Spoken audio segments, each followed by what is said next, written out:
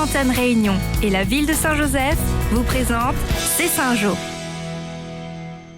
Bonjour, dans votre C'est Saint-Jo cette semaine, l'élection du président du conseil municipal des enfants élu pour les 2 prochaines années.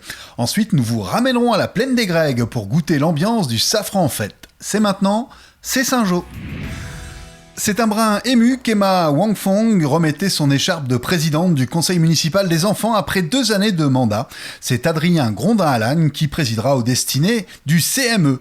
Élève à l'école Sainte-Anne, son discours de présentation a touché les 32 conseillers présents. Nous avons recueilli son sentiment à l'issue du conseil. Merci beaucoup. Je suis très fière d'avoir été élu président et je suis prêt pour mener mon équipe. Les 35 conseillers, 16 filles, 19 garçons ont également procédé à l'élection de 2 vice-présidents.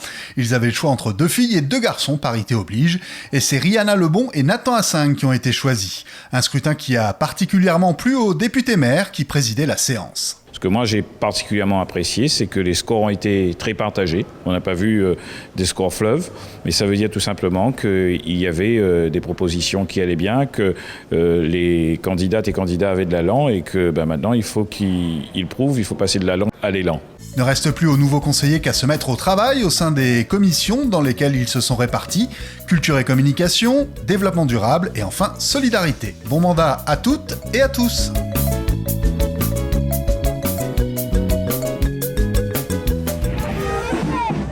Retour à la plaine des Grègues, le village a vibré pendant 4 jours au rythme des différentes animations proposées pour le Safran en fête. Du défilé inaugural jeudi après-midi au trail du curcuma le dimanche matin, grosse affluence cette année encore, en particulier le 11 novembre, journée de la 3e jeunesse où plus de 250 bus ont convergé vers la plaine des Grègues. Sur le podium, l'élection de Miss Belle Époque remportée par une tamponnaise, Marie-Josée Rivière. C'est la présidente de son club qui l'a inscrite à son grand étonnement. Moi je voulais pas parce que je dis je me vois pas Miss et puis je vais dire à mes amis, à mes collègues qu'il faut pas avoir peur, il faut y aller et ça fait plaisir. La veille au soir, autre génération, le public s'était déplacé en nombre pour soutenir les 10 candidates à l'élection de Miss Saint-Joseph. Dans le jury, Ambre Nguyen, notre Miss Réunion. Qu'a-t-elle pensé du show proposé ce soir-là? On l'écoute. J'ai trouvé que c'était un show magnifique. J'ai fait pas mal d'élections dans les communes sur l'île de la Réunion depuis quelques mois. Et c'est vrai que celui-là est vraiment magnifique. Les candidates sont très motivées.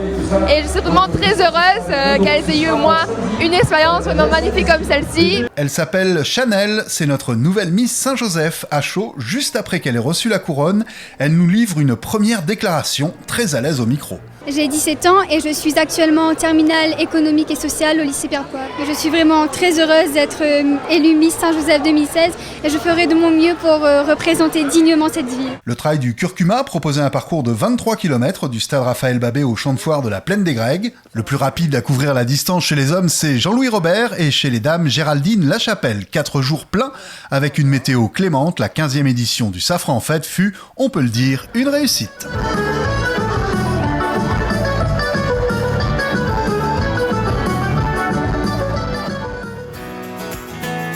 À l'agenda cette semaine, les 10 ans de l'association Art pour tous, les 25, 26 et 27 novembre.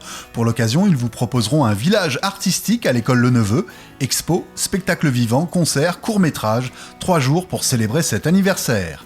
Bonne semaine et à bientôt pour C'est Saint-Jo.